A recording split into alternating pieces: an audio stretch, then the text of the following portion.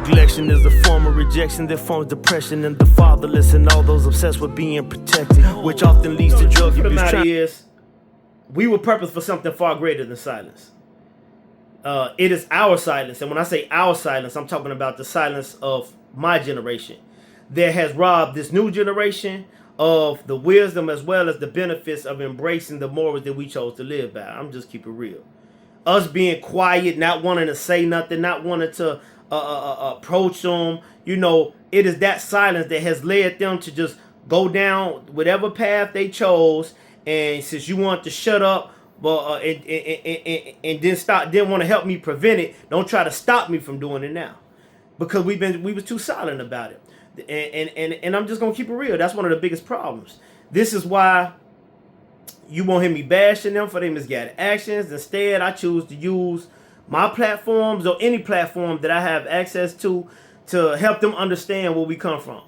You know, give them a vivid picture of the life that we talk about, as well as, how can I say this, to also, I use my platform to try to understand the gripe that they have with society.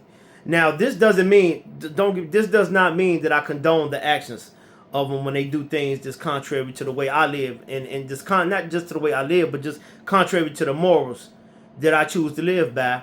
But it does show them that there is a sincere responsibility that's being taken amongst those that they label unks, or those that they label big brothers, or those that they label big homies, or whatever they choose to label us. Now, I know some out there to say, well, that's the problem.